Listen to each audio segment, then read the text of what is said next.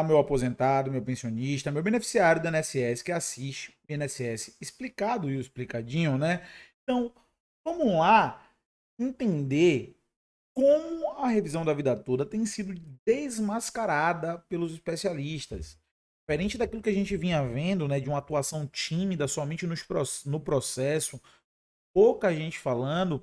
O Natan falou mais cedo sobre a mídia batendo em cima da revisão da vida toda, porque o jogo está mudando, porque os advogados estão se articulando, porque ficou feio para esses que estão na tela, que votaram na ADI aí de maneira desfavorável, na verdade de maneira ilegal, né?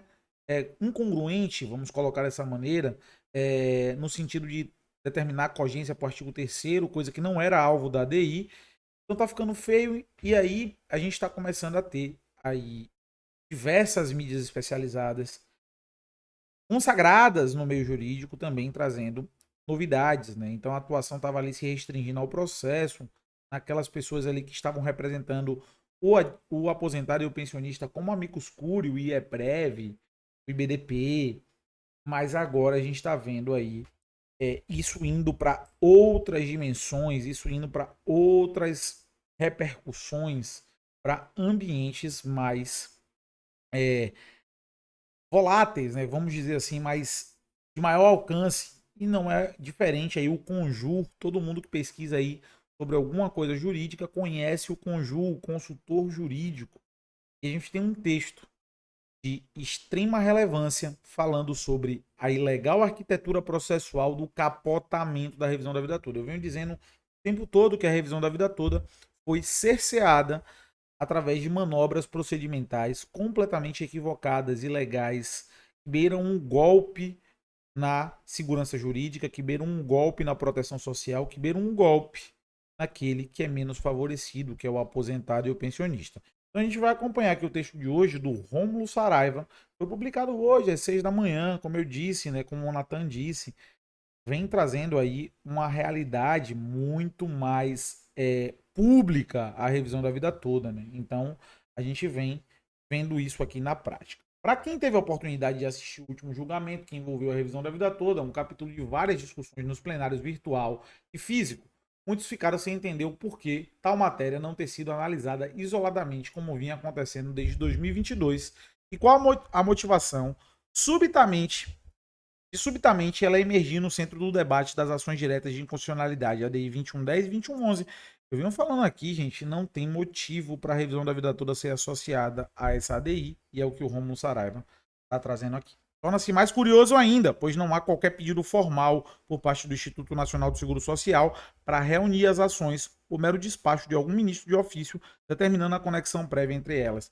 Ou seja, nunca foi falado antes que a ADI 2110 e 2111 tinham conexões diretas com a revisão da vida toda. Nunca foi solicitado para julgar nem sequer a cogência do artigo 3º. Ou seja, os ministros julgaram aí ao seu bel prazer a interferência na revisão da vida toda através das ADIs 2110 e 2111. De uma hora para outra, as ações apareceram misteriosamente unidas e a maioria dos ministros se comportando naturalmente diante dessas circunstâncias, como se nada tivesse acontecido ao reunir processos em tramitações com fases distintas e um deles, inclusive, com decisão de mérito sacramentada, embora a lei proíba essa prática. Decisão de mérito sacramentada estava no tema 1102, no recurso 1276/977, que trata sobre a revisão da vida toda. De início, faz uma ponderação. Se a revisão da vida toda vinha sendo discutida no RE 1.276.977, tema 102, de maneira exclusiva desde 2022, porque logo o presidente do Supremo Tribunal Federal, ministro Luiz Roberto Barroso, resolveu reunir discussões diferentes, sendo uma delas com mérito já decidido, franqueando de toda forma oblíqua que novos ministros pudessem opinar no mérito de algo já decidido. Essa é a pergunta que fica, essa é a pergunta que paira, e essa é a pergunta que torna o julgamento completamente enviesado, completamente político, e torna o julgamento um golpe. A segunda pergunta: considera que a lei federal proíbe a reunião de processos para julgamentos conjuntos se algum deles já tiver mérito enfrentado por decisão?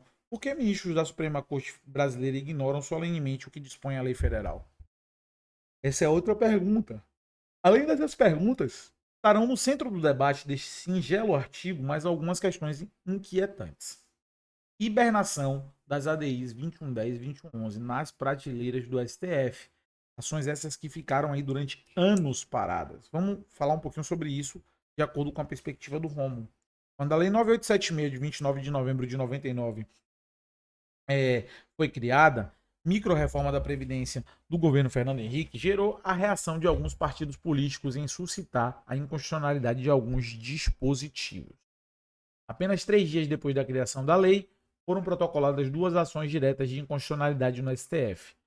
A ADI 2110 do Partido Comunista do Brasil, PCdoB, o Partido dos Trabalhadores, o Partido Democrático Trabalhista e o Partido Socialista Brasileiro ajuizaram a ação para reconhecer a inconstitucionalidade de alguns artigos da Lei 9876, que alteram a Lei 8213 de 91, especificamente nos seguintes artigos.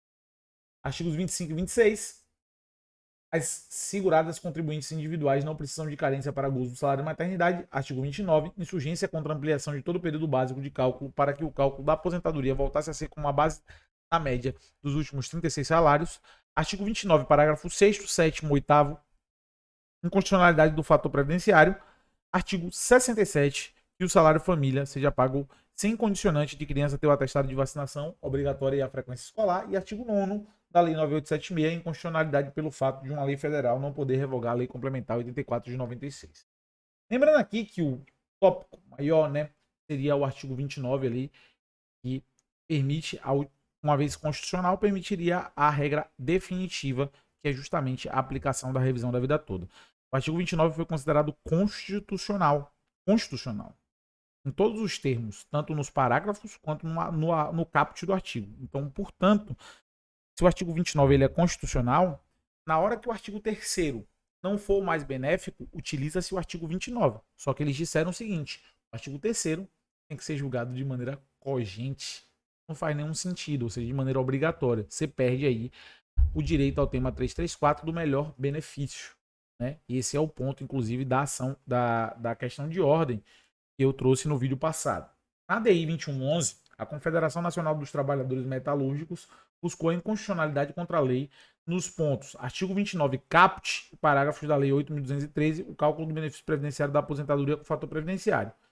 E no ponto 2, a inconstitucionalidade do artigo 3º da Lei 9876 por se chocar com o artigo 3º da Emenda 20 de 98. Então perceba, aqui na 2111, é justamente os 2 artigos em voga, né? O 29 e o 3º. E o 29 e o 3º foram ambos declarados constitucionais. O problema é que o 3º foi declarado constitucional e obrigatório, inviabilizando a utilização do 29 quando mais vantajoso. Esse é o ponto que gera a grande discussão da influência, que foi uma influência forçada na revisão da vida toda. Estas 2 ações hibernam nos armários do Supremo por quase um quarto de século. Em 2023, ambas foram julgadas em parte, até que depois disso foram unificadas ao caso da revisão da vida toda. Não se deu conta das ADIs no ano de 99 preclusão regimental? Essa é uma pergunta que ele responde aqui no artigo dele. Quando o caso da revisão da vida toda chegou ao Supremo em junho de 2022, o processo que discutia a inconstitucionalidade da Lei 9876 por meio das ADIs 2110 e 2111 já se encontrava na Corte há 23 anos. Ninguém em sã consciência poderia argumentar que os ministros desconheciam a existência das respectivas ADIs, que tratavam em seu bojo da Lei 9876. Estamos diante de uma situação em que a Corte Suprema impulsionou por anos e julgou processos de formas independentes, mas quando eles já estavam praticamente encerrados, resolveu uni-los e inovar a reavaliação do mérito de um dos processos, o da revisão da vida toda, em sentido radicalmente oposto ao que fora julgado pelo próprio STF, visando, claramente, complemento aqui, utilizar a nova composição da Corte que era desfavorável à revisão da vida toda para atender interesses pessoais do presidente do Supremo Tribunal Federal, Luiz Roberto Barroso, e também aí de agentes governamentais. Nos termos do artigo 67, parágrafo 6 do regimento interno do STF, a prevenção deve ser alegada pela parte na primeira oportunidade, se lhe apresente sob pena de preclusão. Se caberia a alguém suscitar que os processos fossem reunidos, deveria ter feito no momento adequado, a fim de a relatoria do caso se concentrasse num só ministro. Então, perceba que se tivesse que fazer essa interferência da revisão da vida toda através das ADIs, deveria ter sido feito lá atrás, há muito tempo. Julgamento conjunto e limites. Reunião de processo deve ocorrer antes da análise meritória. Não há problema algum em o STF realizar um julgamento em conjunto, lides com a mesma afinidade temática. Todavia, existem limites. a precedentes da Cortes, aglomerando julgamentos de recurso extraordinário com repercussão geral reconhecida e ADI. Cito o caso do RE 1224374, cuja relatoria foi do ministro Fux, que reuniu duas ADIs. Trata-se de julgamento conjunto em recurso extraordinário, com repercussão geral reconhecida no RE 1224374, as duas ações diretas de inconstitucionalidade, a 4013 e a 4017. A controvérsia cinge na análise da constitucionalidade e ele junta os processos. A questão é que a conformidade do procedimento. No precedente referido, Fux reuniu as três ações antes mesmo de suas questões de mérito serem enfrentadas. Em 19 de maio de 2022, ocorreu o julgamento em conjunto das ações com afinidade temática. Em relação às ADIs 2110 e 2111, que afetam a revisão da vida toda, o STF já havia identificado a afinidade temática e resolveu reuni-las. Em 19 de agosto de 2021, ocorreu o julgamento da sessão plenária das ADIs 2110 e 2111, em que os ministros debateram, assentaram seus posicionamentos, inclusive de mérito. Nunes Marques até votou pela improcedência de toda ação, acaso ultrapassadas as preliminares. Em agosto de 2023, o ministro Alexandre de Moraes já tinha tornado público seu voto de vista, que não conhecia da ação e, ultrapassadas as preliminares, acompanhava o relator para a improcedência dos pedidos. Enquanto isso, o tema 1102, que é o tema da revisão da vida toda, seguia rumo ao STF de forma autônoma. Em 1º de dezembro de 2022, os ministros do Supremo Tribunal Federal julgaram o mérito da demanda, cuja conclusão foi o tribunal, por maioria, apreciando o tema 1102 de repercussão geral, negou provimento ao recurso extraordinário do INSS. Sendo assim, o próprio STF já tinha tomado a decisão de proporcionar uma tramitação independente entre as ações do tema 1102 e as próprias ADIs. Então, não há que se falar em prejudicialidade. Não poderia fazer essa prejudicialidade agora, já que nunca foi suscitada antes. Então, uma coisa é uma coisa, outra coisa é outra coisa. Maçãs são maçãs, bananas são bananas. Não deveriam fazer aí a interferência da ADI na revisão da vida toda. Artigo 55, parágrafo 1º. Atropelamento da lei processual, reunião de processos em fases distintas e com mérito apreciado, inviabilidade.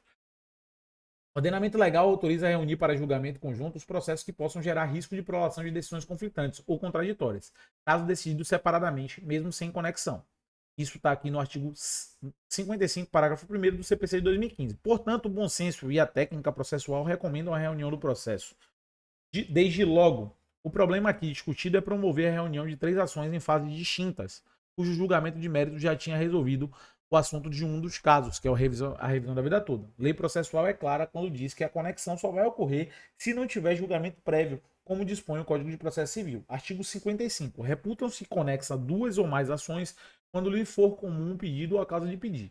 Diz aqui o parágrafo 1º. Os processos de ações conexas serão reunidos para decisão conjunta, salvo se de um deles já houver sido sentenciado. O que houve na prática já tinha sido suscitado o acórdão da revisão da vida toda. Como a discussão tramita no STF, naturalmente não terá sentença, mas acórdão, como diz aí o colega que escreveu o artigo. Ignorando o que estabelecia a lei, os representantes máximos da justiça brasileira resolveram legitimar esta aberração jurídica de reunir processos que estavam em fases distintas e questões de méritos decididas, permitindo a rediscussão de mérito por novos ministros em sobreposição à opinião dos ministros que se aposentaram.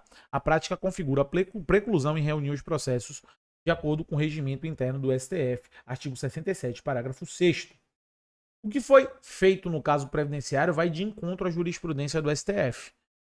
Vários ministros do STF têm decisões pela inviabilidade de reunião de processos que se encontram em fases distintas, a exemplo de Dias Toffoli nos HC 156, 532 e de Gilmar Mendes no HC 186, 869. Então você vê aí que a própria corte ela não permite esse julgamento em fases distintas.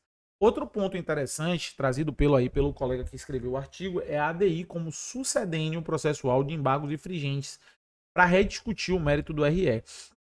Usa-se a ADI para usar um embargo infringente não permitido, porque naquela época já não era mais permitido o embargo infringente no recurso extraordinário, para rediscussão do mérito. Então, com a lucidez diferente da maioria, o ministro Alexandre de Moraes pontuou que a pauta do julgamento das ADIs envolvia o mérito da revisão da vida toda, o que implicava em reanálise do que fora julgado no RE da revisão da vida toda. Embora nas ADIs se discutisse a inconstitucionalidade, elas não adentravam sobre a opção da regra mais favorável, o tema 334, expresso de maneira sistemática e específica no tema 1102 para aplicação da revisão da vida toda. Moraes disse que essa era a questão mais importante ao se referir em utilizar a ADI para rever o que foi visto no RE. Eis transcrição do debate entre os ministros Alexandre de Moraes e Luiz Roberto Barroso, Cristiano Zanin e Gilmar Mendes no julgamento das ADIs 2110. Alexandre de Moraes diz: acho que será importante esse plenário decidir se será possível agora, nas ações diretas de inconstitucionalidade 2110 e 2111, nós revermos uma decisão dada no recurso extraordinário. E, obviamente, isso é importante a fim de se garantir a segurança jurídica, porque daquela decisão do recurso extraordinário que fixou uma tese de repercussão geral, para este momento, hoje analisaremos as ADIs. Houve mudança significativa do plenário. Então, obviamente, se isso poderá ser rediscutido via ADI, o que foi discutido no RE, essa é a questão mais importante que vamos discutir hoje. Todas as outras questões, ninguém tem dúvida sobre a constitucionalidade. Cristiano Zanin abre. Só para lembrar que o recurso extraordinário não transitou em julgado. Existe embargo de declaração, de forma que ali não há também uma decisão definitiva. Então, só para complementar com esta observação. A Moraes diz, exato, tanto que na pauta seguinte seriam os embargos de declaração. Mas a grande questão é se na ADI nós vamos poder rever o mérito julgado. Já foi julgado o mérito lá. Seria uma omissão, contradição no caso dos embargos. Seria julgado nos embargos, né? Luiz Roberto Barroso diz, essa é a questão controvertida. Saber quem está no regime de transição está cogentemente ou se pode optar. Moraes, então, presidente, com todo respeito, parece que essa não é a questão mais importante. Essa vai ser a segunda questão mais importante. A primeira vai ser se aqui nessa ADI nós vamos poder rever o que já foi definido no RE. Barroso, como observou o ministro Zanin, a questão do RE ainda está em aberto. Moraes diz, o mérito não, só os embargos. Barroso diz, mas os embargos de declaração reabrem. Moraes, é para deixarmos bem claro que se houver uma revisão, nós acabamos revendo uma decisão que foi dada no plenário por um outro plenário. Por quê? Porque tinham outros ministros lá. Embora a ilegalidade tenha sido advertida no início da sessão, principalmente o fato da nova opinião do plenário sobrepor o julgamento feito por outros membros do plenário, o que se sucede é que a maioria dos ministros ignoraram tal aspecto. Ignoraram solenemente. Apesar de Zanin ter dito que o recurso extraordinário estava em aberto e, portanto, ali não há também uma decisão definitiva, em outro julgamento decidido por ele no STF, nos autos do MS 38067, 18/10/2013, Zanin criticou duramente que os embargos de declaração não constituem meio processual para a rediscussão da matéria já decidida em decorrência de inconformidade do embargante. Em contradição ao que já tinha opinado, Zanin responde a Moraes que não teria problema de apreciar o mérito, em processo foi reunido tardiamente, tendo em vista que os embargos de declaração ainda estavam pendentes de análise. Curiosamente, em outro processo, de relatoria do ministro Luiz Roberto Barroso, ADI 7154, de 2023, ele criticou duramente que os embargos de declaração não constituem meio hábil para a reforma do julgado, sendo cabíveis somente quando houver no acórdão omissão ou contradição, obscuridade ou erro material. Ou seja, gente, isso aqui fica claro de que esses ministros aqui estão sendo desmascarados, eles estão usando o artifício dos embargos de declaração conforme a conveniência. E o único que foi claro e preciso foi o Alexandre de Moraes. Embargos de declaração não reabre o mérito, não pode se discutir o mérito. Isso aqui mostra o quanto eles foram convenientes e dobraram o direito para poder acabar com a revisão da vida toda. Na ADI 7154, Barroso comentou que o recurso de embargo de declaração veicula uma pretensão meramente infringente, objetivam assim tão somente o reexame do pedido reapelido.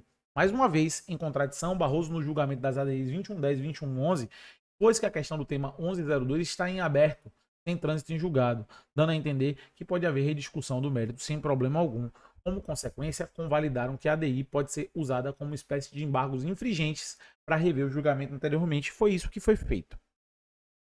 Arapuca jurídica no próximo julgamento da revisão da vida toda. E não obstante, o julgamento das ADIs ter oportunizado que os novos ministros do STF rediscutissem o mérito da revisão da vida toda e formassem maioria no tema 1102, ainda que pautado para ser analisado num contexto para lá de bisonho, pode-se dizer que armaram uma arapuca jurídica contra a revisão da vida toda, digna da criatividade de quem queria fulminá-la.